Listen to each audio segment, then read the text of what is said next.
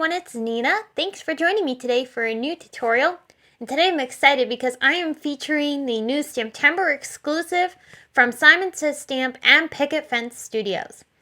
This adorable stamp set is a large 6x8 set that is filled with so many fun snowmen and even some cute little critters. I'm going to be using this set today to create a fun watercolor scene using many of the snowmen and some of the cute critters. I started off by stamping these images onto my watercolor paper using Simon Says Stamp Barely Beige ink. I'm doing no line coloring for all of these fun little snowmen, and I colored some ahead of time so that you could see how these snowmen were going to look as I colored. Because I used the Barely Beige ink, these snowmen are very light in their stamping, so it might be difficult to see on camera.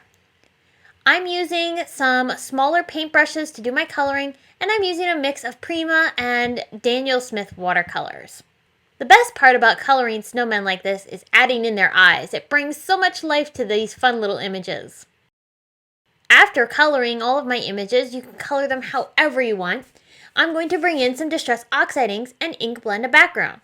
For the colors that I'm using today, I chose Scattered Straw, Worn Lipstick, Chipped Sapphire, and Dusty Concord, and I'm blending these across a piece of watercolor paper.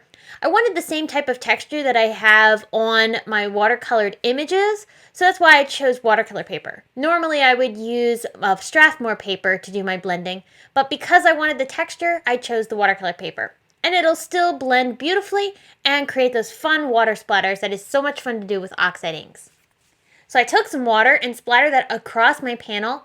I'll lift it up with some paper towels just to blot up any excess water, and that'll create those fun textured spots in the blending.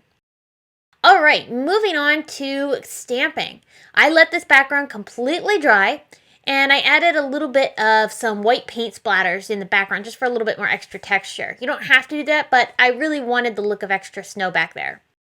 Those snowflake stamps are from the Picket Fence STAMPtember exclusive, and I've scattered these across the background, and I'm going to stamp them down with some embossing ink. Now I made sure that this panel was completely dry before stamping because I did use Oxide inks, and Oxide inks stay wet much longer because of their pigment properties. So because of that, I made sure that this was good and dry before I did my stamping so that the embossing powder wouldn't stick to any excess areas. I heat set those snowflakes, and I'm arranging my snowmen across the bottom portion of the card. I'm using foam tape to attach these guys down just so that they have a little bit of dimension off of my card panel. And this particular panel is slightly smaller than an A2 card. I'm using some white gems. These are perfectly opaque white gems, and I'm going to glue these down in between some of the snowflakes for a look of snowballs. Afterwards, I used my Tim Holtz shears. These are those really big shears that are great for doing large cuts like this. I just took a piece of watercolor paper and made a little bit of a sloping edge for a hillside.